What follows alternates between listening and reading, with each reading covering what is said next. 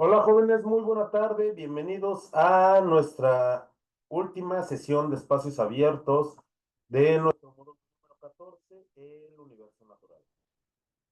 Les recuerdo mi nombre es Francisco Javier Camacho Flores y en esta semana vamos a puntualizar sobre nuestro proyecto integrador llamado La Dinámica del Universo y algunos puntos también muy importantes de nuestro foro de integración. Si tienen alguna duda o algún comentario de los temas vistos en esta semana, no duden en tomar directamente el audio de esta plataforma Zoom o bien pueden escribir por medio de nuestro mensajero del chat de esta plataforma.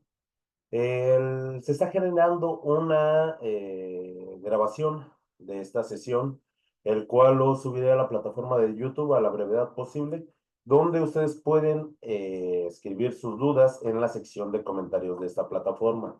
Lo más importante es que sigamos las normas de comunicación virtual. Y bueno, ¿cuál es el propósito de nuestro proyecto integrador, la dinámica del universo? Es comprender la dinámica del universo que está presente en todo nuestro contexto, así como la necesidad de su estudio mediante el pensamiento científico. ¿Qué necesitamos?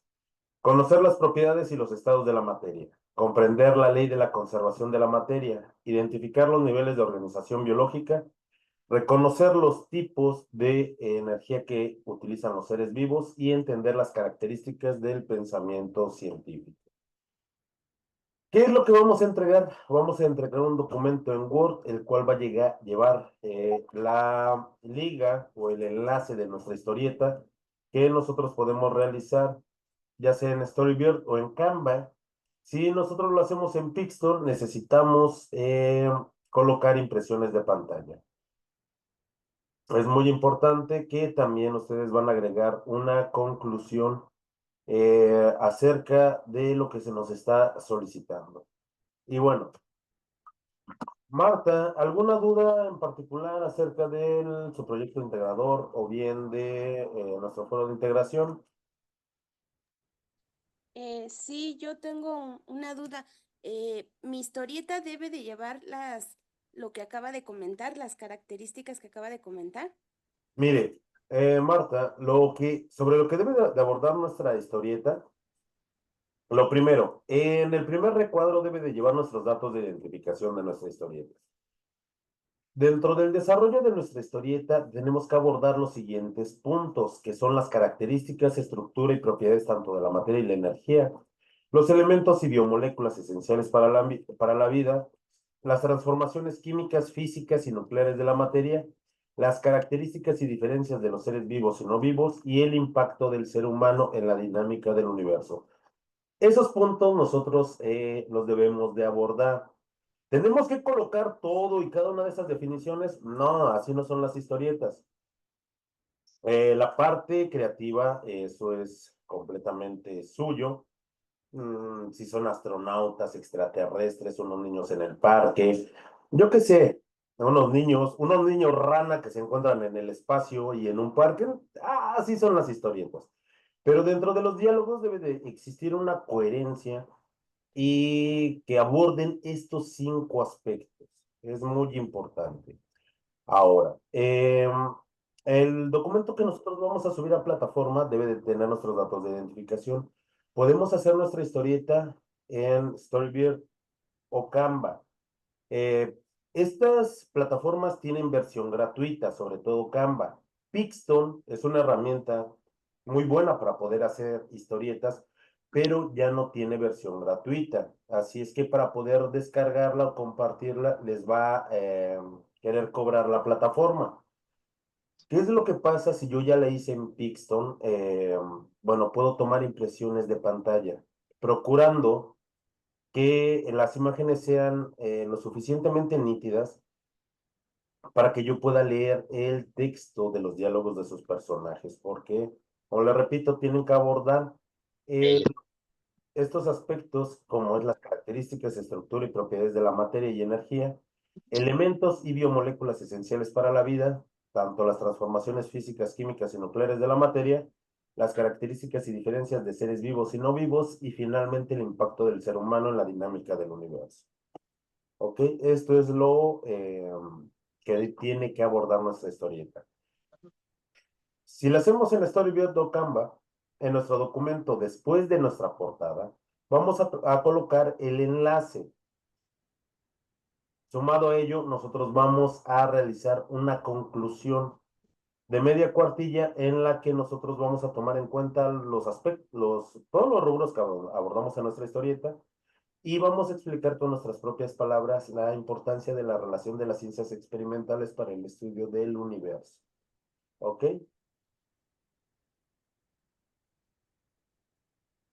Daniel. Ok, de acuerdo, gracias. Ok, Marta. Daniel, ¿tiene alguna pregunta en particular acerca de las actividades de esta semana? No, no, todo bien. Perfecto. Bueno, una vez que tengamos listo nuestro documento con nuestra portada, el enlace de nuestra historieta, o bien si lo hacemos en Pixton, las impresiones de pantalla, recordando que independientemente de qué plataforma usemos, en el primer recuadro de nuestra historieta tienen que estar nuestros datos de identificación. Si lo hacemos en Pixton, tenemos que ingresar, jóvenes, con nuestra cuenta institucional de Prep en línea CEP. No se va a permitir un proyecto integrador que no se ha hecho en estas tres plataformas. Así es que si yo la hago en Pixton y la subo a la nube, no va a ser considerada, no va a ser tomada en cuenta. Si yo la hago en Canva y tomo impresiones de pantalla, bueno, de todas maneras coloquen su liga y es innecesario que tomen impresiones de pantalla. Únicamente es para quienes lo realicen en Pixton. Cuando tengamos listo nuestro documento, lo vamos a guardar con la siguiente nomenclatura: nuestros apellidos, guión bajo y la clave de esta actividad, que es M14S4EI. Y bueno, nuestra historieta tiene que abordar acerca de las características tanto de la materia y la energía. Pero es importante saber qué es la materia. Y la materia, pues, es todo lo que nos rodea, de lo que están hechas las cosas y todos los materiales que están a nuestro alrededor. Es todo aquello que podemos ver, y si no lo podemos ver, al menos lo podemos nosotros medir. Respecto de la energía en términos físicos es la capacidad que tiene un cuerpo de generar un cambio en otro cuerpo. En términos biológicos, nosotros aprendimos la semana pasada que es la capacidad, por ejemplo, que tienen los organismos vivos de tomar esa energía de los compuestos químicos gracias a lo que es el metabolismo, y también, por ejemplo, los organismos autótrofos la pueden tomar esa energía a partir de fuentes luminosas o también de reacciones químicas. Las manifestaciones de la energía es algo más habitual para nosotros, como el calor, como la luz, el magnetismo, la energía eléctrica, el sonido. Eso para nosotros es más habitual debido a que nosotros a diario utilizamos la energía para nuestras actividades en el trabajo o en la casa.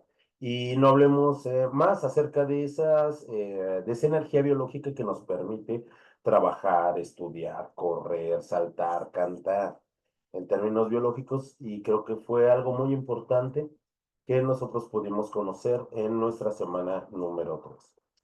Ahora, también la materia y la energía tiene características, o bien tiene propiedades particulares y muy interesantes. La materia tiene muchísimas características o propiedades. Y de acuerdo a su naturaleza, nosotros las podemos clasificar. Propiedades generales como la masa, el volumen, la inercia, propiedades específicas como el calor de vapor, la capacidad calorífica, el punto de ebullición o el punto de fusión, características químicas como la efervescencia, la ionización o la reactividad, propiedades físicas como la densidad, la viscosidad o la solubilidad. Algo muy importante de todo este cúmulo y clasificaciones de las características de la materia, es muy importante esta clasificación. Es posible que les sea beneficiosa en módulos futuros. De acuerdo a estas características de la materia, las podemos clasificar como propiedades extensivas o propiedades intensivas. Termodinámicamente, esta clasificación es muy importante. ¿Por qué? Porque las propiedades extensivas dependen de la cantidad de materia que tenga una sustancia, mientras que las propiedades intensivas son independientes de la cantidad de materia que tenga una sustancia.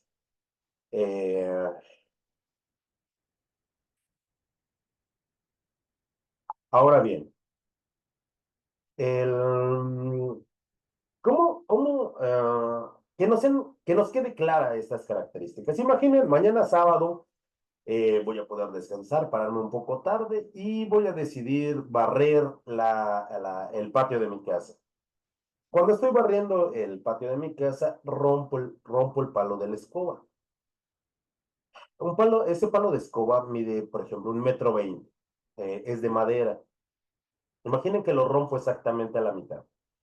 ¿Estoy cambiando sus propiedades extensivas? Por supuesto, porque estoy cambiando su longitud. De tener un palo de madera de 1,20 m, ahora voy a tener dos fragmentos de 60 centímetros. Por supuesto que estoy cambiando sus propiedades intensivas. Pero cuando yo lo rompo, ¿qué es lo que pasa con esta madera? No se va a convertir en agua, no se va a convertir en aceite, no se va a convertir en arena. Va a seguir siendo madera, va a tener la misma concentración, las mismas características. Las propiedades intensivas son independientes de la cantidad de materia que tenga una sustancia. Por ello es importante que nosotros conozcamos este tipo de clasificación. Ahora bien, aprovechando esta lámina, jóvenes, también la materia puede sufrir cambios.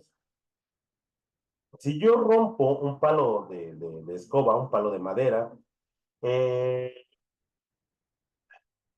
no estoy cambiando la naturaleza de la materia. ¿Por qué? Porque esos fragmentos siguen siendo madera. Sí, se convierten, por supuesto, en algunos pedazos más pequeños, otros más grandes, pero no cambia su naturaleza, va a seguir siendo materia. Los cambios físicos no cambian la naturaleza de la materia. Lo que tiene que ver es con los cambios de los estados de agregación de la materia, los estados fundamentales de agregación, los cuales únicamente son tres: el estado sólido, el estado líquido y el estado gaseoso. ¿Existen otros estados de la materia? Sí, pero no son fundamentales, solo estos tres.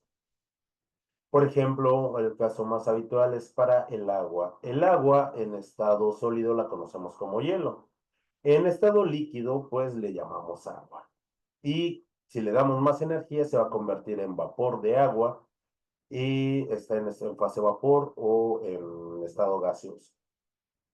En, Aunque haya cambiado su estado de agregación, el agua va a seguir siendo agua, no cambia su naturaleza. Dependiendo de la cantidad de energía, se va a comportar como sólido, como líquido o como gaseoso, pero no va a cambiar su naturaleza. ¿Ok? Respecto de la energía. La energía también se rige por una ley muy importante. La voy a mencionar que, de hecho, es la primera ley de la termodinámica que nos dice que la energía no se crea ni se destruye, que tan solo se libera. Y la energía también tiene características. La energía, una de sus características es que se conserva, ya que no se crea ni se destruye.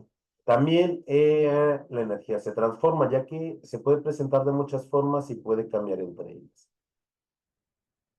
Por ejemplo, en las imágenes en la imagen que les pongo en pantalla, tenemos diferentes tipos de generadores de energía. Por ejemplo, el instrumento en la parte inferior, el cual es un panel fotovoltaico. Este va a capturar lo que es la energía luminosa gracias a celdas de silicio. Va a tomar estos fotones y los va a convertir en electrones. Va a generar un flujo eléctrico. Entonces, a partir de la luz, la transforma en electricidad. La electricidad, por ejemplo, se puede convertir en energía química, en energía de almacenamiento, nuevamente convertirse en energía eléctrica, llegar a nuestros hogares y convertirla en energía mecánica, por ejemplo, si uso la lavadora, o la licuadora, o un taladro, se puede convertir en energía sonora si es que yo escucho el radio, energía luminosa si yo prendo la luz de mi casa. Bueno, aquí vemos que la energía se puede transformar de un tipo a otro y esto es una característica muy importante, perdón, esta es una característica muy importante para de la energía. También la energía puede pasar de un cuerpo a otro, así es que la energía se traspasa y finalmente la energía se degrada, ya que una vez que nosotros la utilizamos ya no se puede volver a aprovechar. ¿Ok?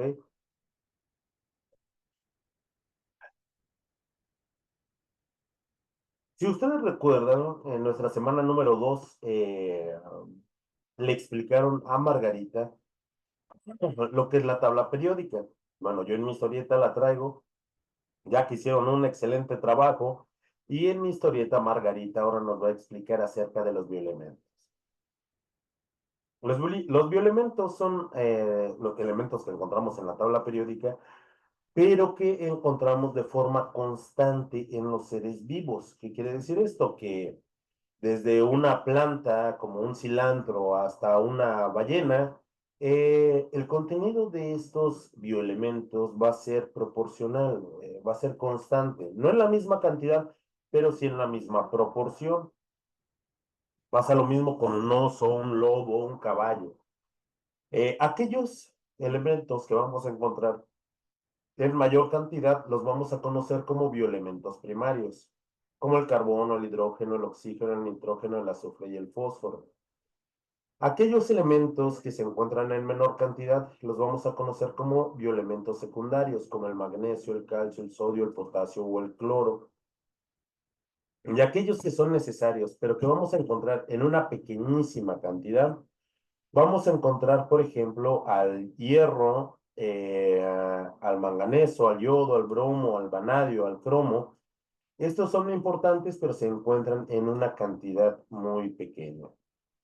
Ahora, cuando estos bioelementos reaccionan entre ellos, van a formar lo que son las biomoléculas inorgánicas, como el agua, las sales minerales o los gases, como el dióxido de carbono, sales minerales como el cloruro de sodio, el cloruro de cobalto, el yoduro de potasio, sales, biomoléculas inorgánicas importantes, pero las más importantes y en las que nos vamos a centrar nosotros son en esas biomoléculas orgánicas. Las biomoléculas orgánicas son cuatro: los carbohidratos, los lípidos, las proteínas y los ácidos nucleicos. Y tienen características importantes. Los carbohidratos tienen funciones tanto estructurales como funciones energéticas. Para el ser humano, su principal función es una función energética, ya que nos proveen de muchísimos, de energía en forma muy rápida, a través del metabolismo. También forma parte de la estructura, sí, debido a que existen proteínas y lípidos que están asociados a carbohidratos y que forman parte de las células. Pero aquí los carbohidratos tienen una cualidad, están formadas de pequeñas moléculas llamadas monosacáridos o moléculas de azúcar, que cuando forman estructuras más grandes, nosotros generalmente los conocemos como carbohidratos, les podemos llamar harinas, les podemos llamar o que se encuentran en los cereales. Y bueno, esto es en el ser humano. En las plantas las aprovechan para producir energía, claro que sí, pero también dentro de las plantas o por ejemplo en los hongos, los carbohidratos son una parte estructural muy importante, ya que forman parte de sus tejidos, formando de esta forma, formando tallos, formando hojas, formando troncos en los árboles. Las siguientes biomoléculas son los lípidos, y los lípidos o grasas, que es indistinto, tienen funciones muy importantes. Una de esas funciones es proveer o funcionar como un almacenamiento de energía, también proveernos de energía, proporcionan hasta 9 kilocalorías por gramo, tienen funciones de protección ya que envuelven a nuestros órganos internos y los protegen, Tienen funciones de aislamiento, ya que debajo de nuestra piel tenemos una capa de lípidos que evitan que perdamos calor. Tienen funciones hormonales, ya que son precursores de hormonas, por ejemplo, como las prostaglandinas. Son precursores, por ejemplo, de los cerebrósidos, muy importantes para el desarrollo del cerebro. Estructuralmente son importantes porque todas las células tienen una membrana hecha de lípidos y de esteroles, como el colesterol, y por ello es que son muy importantes. Ahora, para el ser humano van a existir algunas grasas que son muy importantes. Es importante mencionar que los lípidos generalmente son monoacilglicéridos, diacilglicéridos o triacilglicéridos. ¿Qué quiere decir esto? Es que están formados a su vez por pequeñas unidades llamadas ácidos grasos. Dentro de estos ácidos grasos existen, al menos para el ser humano, tres que son indispensables y los vamos a llamar ácidos grasos esenciales. ¿Por qué los llamamos de esta forma? Porque nosotros no los podemos crear, nosotros no los podemos sintetizar, necesitamos consumirlos con nuestros alimentos. De aquí que nosotros tengamos, por ejemplo, al ácido esteárico, perdón, es al ácido oleico, al linoleico y al linolénico, derivados del ácido esteárico. Nosotros no podemos sintetizar esos ácidos grasos y por eso es importante consumirlos dentro de nuestra ingesta de alimentos. Las siguientes biomoléculas son las proteínas. Las proteínas son muy importantes y tienen muchísimas funciones. Tienen funciones estructurales, tienen funciones de protección, tienen funciones de transporte, tienen funciones de movilidad, tienen funciones estructurales, tienen funciones catalíticas. A partir de las proteínas también podemos obtener energía. Claro que sí, también tienen funciones energéticas. Las proteínas son moléculas muy grandes y están formadas de lo que se llaman péptidos. Y los péptidos a su vez están formados por pequeñas unidades llamadas aminoácidos. Existen cerca de 124 aminoácidos. De estos aminoácidos, solo 20 conforman lo que son las proteínas estructurales. De esos 20 aminoácidos existen 9 o 10 a los que vamos a llamar aminoácidos esenciales. ¿Y por qué son aminoácidos esenciales? Porque nosotros tampoco los podemos sintetizar. Ahora bien, ¿por qué? Entonces, ¿de dónde obtenemos estos aminoácidos? De la ingesta de nuestros alimentos. Recuerden que el ser humano es un organismo heterótrofo. Estos aminoácidos esenciales como el triptofano, la valina, la isoleucina, necesitamos consumirlos dentro de nuestros alimentos. ¿Ok? Las siguientes biomoléculas son los ácidos nucleicos. Los ácidos nucleicos derivan de pequeñas unidades de moléculas llamadas nucleótidos.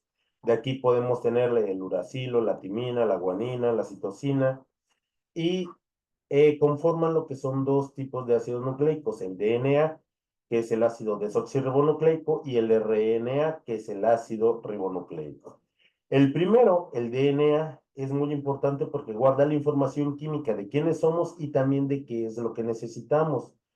Guarda la información de las proteínas que nosotros necesitamos para todas estas funciones, funciones de protección, funciones de movilidad, funciones catalíticas, funciones estructurales, funciones de transporte. Esta información química es leída por el otro ácido nucleico, el RNA. El ácido ribonucleico tiene la capacidad de leer toda esta información que está, química que está contenida en el DNA, llevar esa información a los ribosomas y allí es donde se lleva a cabo la síntesis de las proteínas que necesitamos. Ahora bien, les comentaba tanto la semana pasada como el miércoles pasado, ¿qué pasa con las vitaminas?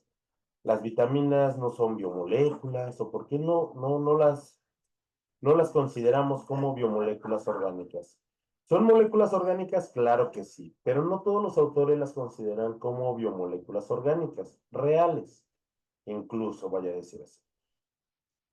No quiere decir que no existan o que no sean importantes, por supuesto que son importantes, pero no entran en la clasificación, por ejemplo, o mencionarlas como los carbohidratos que parten de monosacáridos, los lípidos de ácidos grasos, las proteínas de aminoácidos, o los ácidos nucleicos a partir de nucleótidos.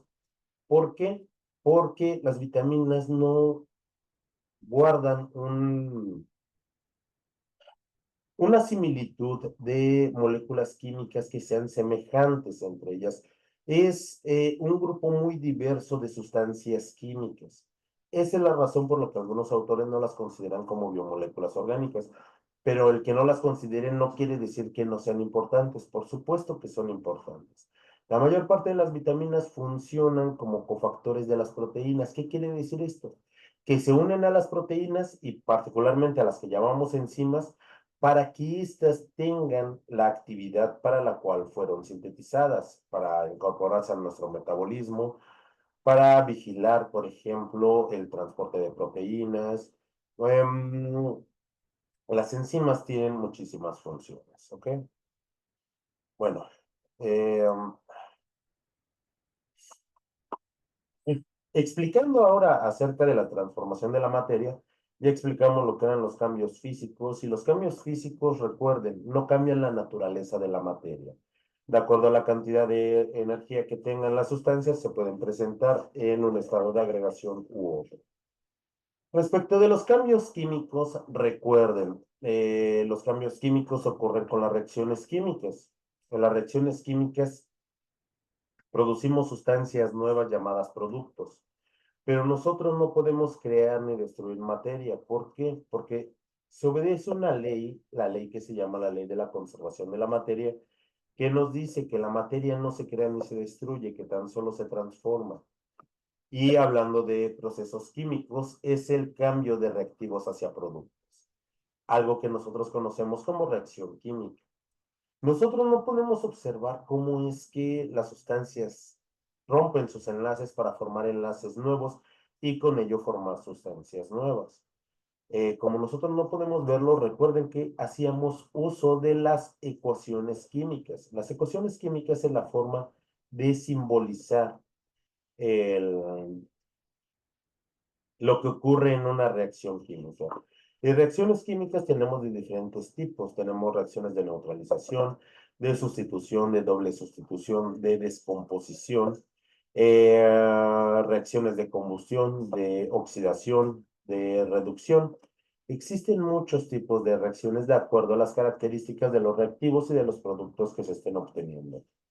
Y también existe un cambio, bueno, perdón, una transformación nuclear de la materia. Esta transformación nuclear obedece a dos fenómenos. Un fenómeno el cual es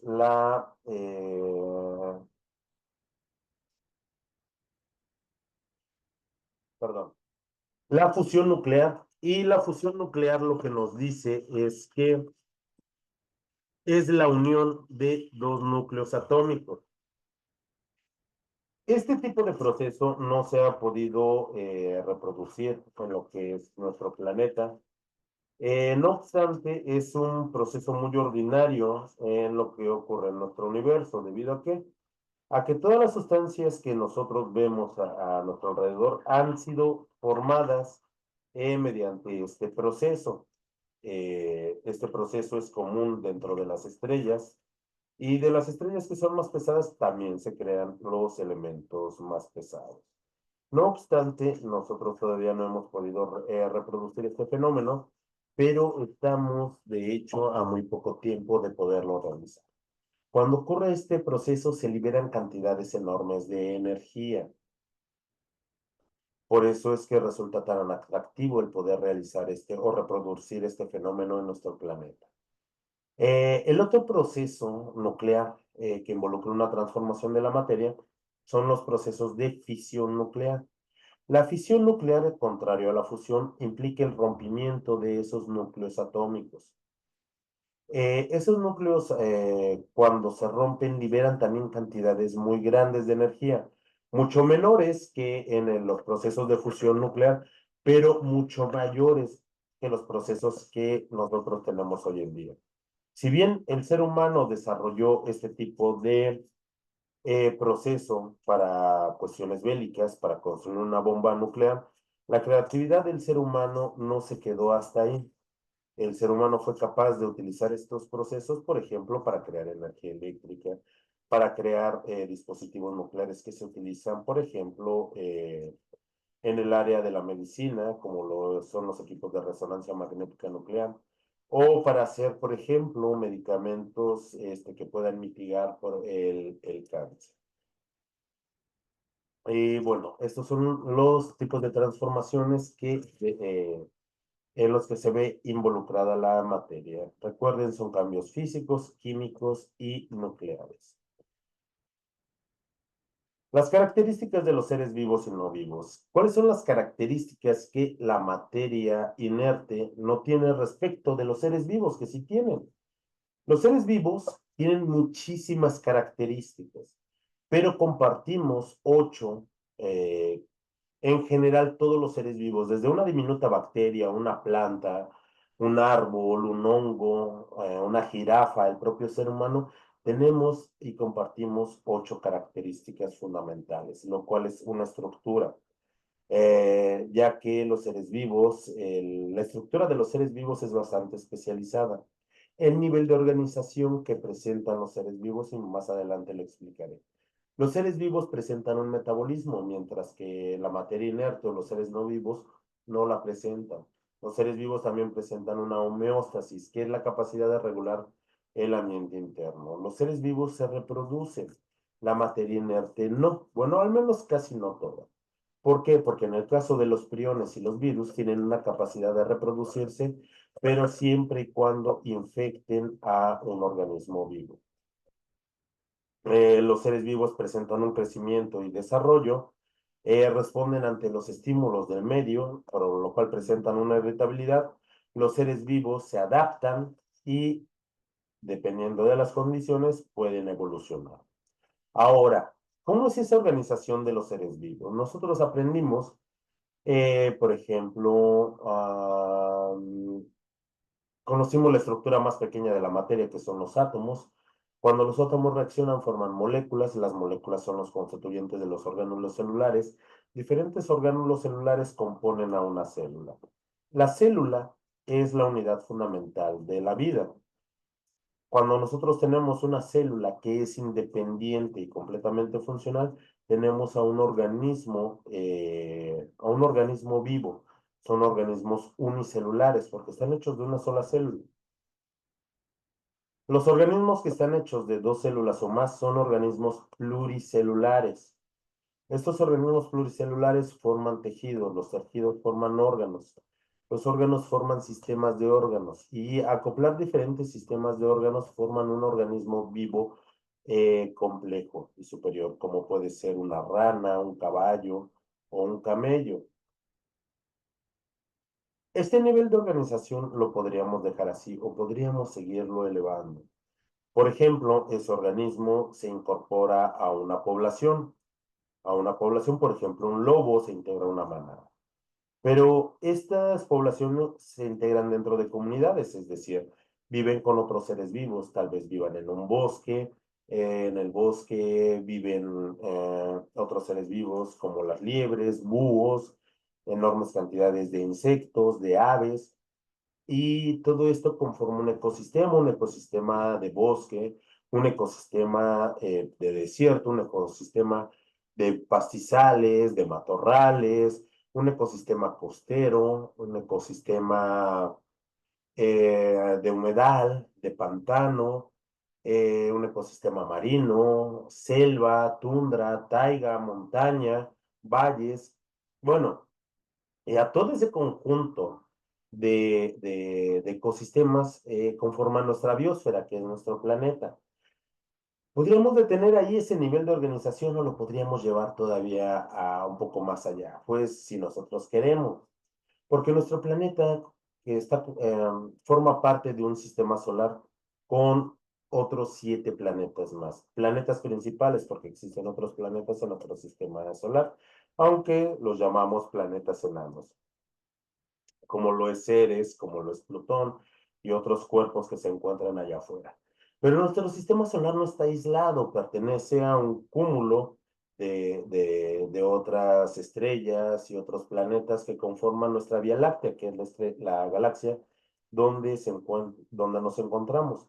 Pero nuestra galaxia es parte de otro grupo de galaxias y a su vez ese grupo de galaxias conforma un supercúmulo llamado la Niaikea. La Niaikea es solo una parte de ese universo visible donde existen otros cúmulos de galaxias. Y bueno, creo que será más importante dejarlo hasta un organismo vivo pluricelular, como puede ser una cebolla o un caballo, pero nosotros podemos llevar ese nivel de organización todavía mucho más bueno. ¿Ok? Y bueno, también tenemos que explicar cuál ha sido el impacto del ser humano en la dinámica del universo. Les comenté el miércoles pasado, yo encontré una información que me pareció importante. Menciona que los dinosaurios estuvieron dominando nuestro planeta cerca de 160 millones de años. El ser humano actual lleva, bueno, algunos dicen que 150.000, otros que 300.000 años.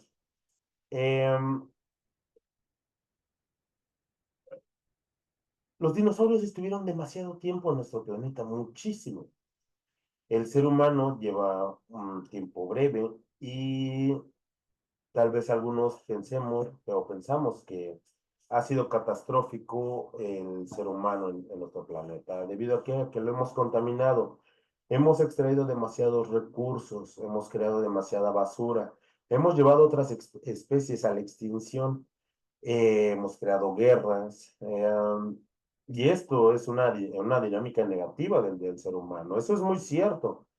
Pero el ser humano también ha tenido un impacto positivo. Por supuesto que sí, el ser humano ha desarrollado tecnología, ha desarrollado artes, ha desarrollado ciencias, ha aprendido de nuestro medio ambiente. ¿Qué es lo que nosotros debemos de hacer aquí? Pues explicar lo que para nosotros sea más atractivo o que queramos expresar, siempre y cuando esté correctamente fundamentado. Hasta aquí, ¿alguien tiene alguna duda particular? Veo que se integraron más. Emanuel, Beatriz, también para Daniel y Marta, ¿tienen alguna duda hasta aquí respecto de nuestro proyecto integrador? Ninguna duda, asesor, gracias. Muchas gracias, Buenas tardes. Yo sí una duda pequeña. No importa la cantidad de, pues, ¿cómo llamarlo? Diapositivas, de páginas, recuadros. de recuadros, ajá. En nuestra historieta, no. Usted va a utilizar los recuadros que crea sean necesarios para explicar los 5 aspectos que nosotros debemos de cumplir para nuestra actividad. ¿Ok? Ok, bueno, gracias. No hay Y ningún límite. Dígame. tengo otra duda, pero esta es fuera de la actividad, bueno, del proyecto. Adelante. Es en cuanto a las asistencias en la plataforma. No, veo que no se han reflejado. Ok. Esto es cuando. Emanuel, no sé si estemos un poco confundidos. No se califica la asistencia, ¿eh? Pues me refiero a la participación en los Ah, espacios ok. abiertos. Las participaciones, porque la asistencia no se califica, Emanuel. Eh, mire, a todos aquellos que han participado en nuestras sesiones, participación, no que asistan con su cámara apagada y que quién sabe si están allá atrás, ¿no? Eso no es una participación. A todos los que participan, yo lo coloco en la semana número 5. Una vez que evalúe el proyecto integrador, que evalúo lo que es foro de integración, retomo las participaciones que voy anotando y ya las coloco en cada una de las sesiones donde fueron realizadas, Emanuel. Así es que las participaciones que ha tenido, no se preocupe, claro que las voy a colocar, pero las coloco una vez que termine de calificar todo. Ok, se lo agradezco mucho, César. No se preocupe, tengo anotadas sus participaciones. Gracias. De nada, de nada. Sí, y esto hay que tenerlo presente, jóvenes.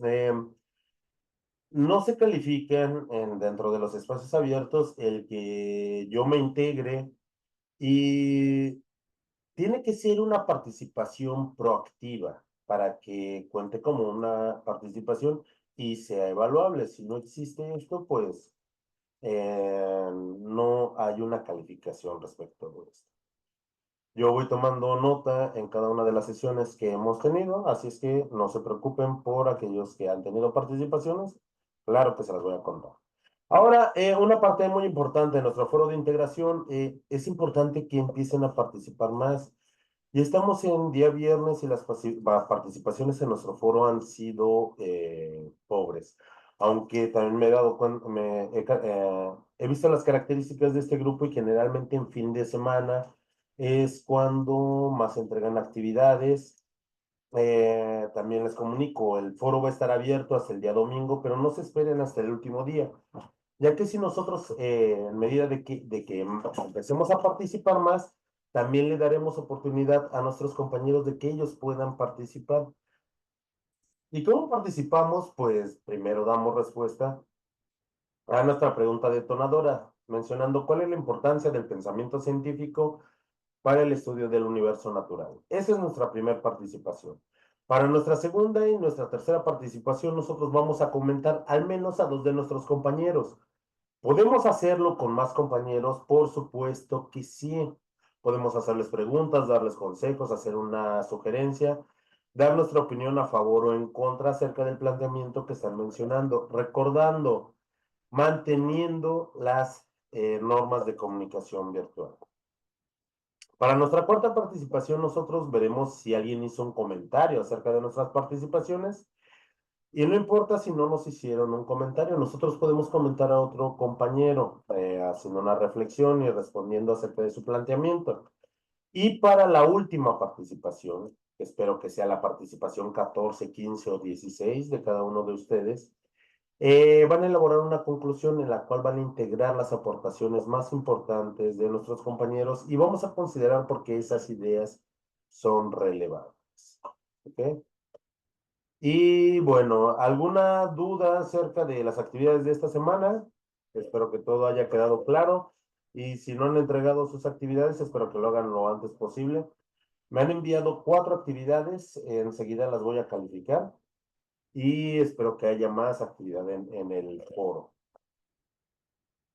Y si no queda ninguna otra duda, pues les deseo una muy bonita tarde, un excelente cierre de módulo y que inicien el siguiente módulo con muchísimas ganas. Hasta luego, que la pasen muy bien. Daniel, Emanuel, Beatriz, Marta, les deseo todo lo mejor y todavía vamos a estar en contacto hasta el día domingo. En los primeros días de la siguiente semana yo estaré terminando de calificar, colocando también sus participaciones y les haré de conocimiento por medio del foro cuando ya puedan descargar su portafolio de evidencias. Hasta luego y que pasen una muy bonita tarde. Adiós. Ninguna duda, César, muchas gracias por todo, gracias por el apoyo y buenas tardes a todos. Hasta luego. Hasta luego, Manuel. Gracias por integrarse. Beatriz, Marta, que pasen una muy bonita tarde. Adiós.